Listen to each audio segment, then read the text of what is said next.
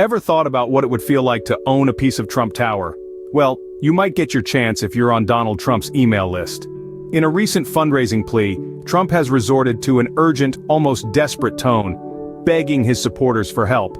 His email, boldly titled, "Keep Your Filthy Hands Off Trump Tower," is a clear indication of the severity of the situation he finds himself in. In this email, Trump paints a vivid picture of a looming threat. The insane radical Democrat AG Letitia James, who wants to seize his properties in New York, including the iconic Trump Tower. The language, the urgency, the desperation, it all points to one thing: Trump's empire is on shaky ground. His lawyers confirmed this in an appeals court this week, stating that their client has failed to raise the money to cover his $464 million bond. They cited the difficulty in finding a surety company to assist them as a practical impossibility. The clock is ticking and Trump Tower might just slip out of Trump's hands.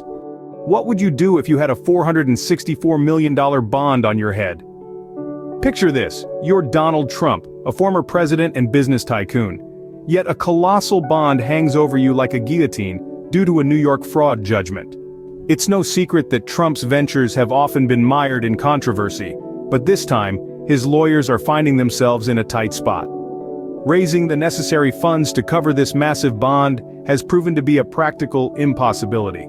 It's like trying to find a needle in a haystack, except the haystack is a mountain of debt and the needle is a lifeline of financial reprieve.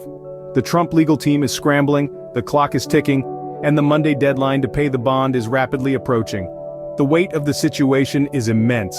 It's not just about the money, it's about the principle of the matter, the properties at stake, and the very legacy of Trump himself. With the bond payment deadline looming, options seem to be running out for the former president. Would you turn to your wealthy friends overseas if you were in a financial bind? That's the question that's been making the rounds ever since Trump's attorney, Alina Habba, had a conversation with Fox News. When asked if the former president could potentially reach out to affluent donors in Russia or Saudi Arabia to help cover his staggering $464 million bond, Habba did not dismiss the idea. Instead, she intriguingly stated that she couldn't discuss strategy. This has sparked a flurry of speculation and intrigue. Could Trump indeed be considering such a move?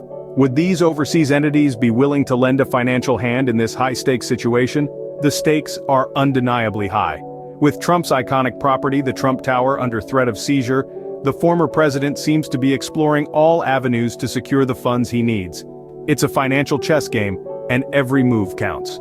As the situation grows increasingly dire, all eyes are on Trump and his next move. Will he reach out overseas, or will Trump Tower fall into other hands?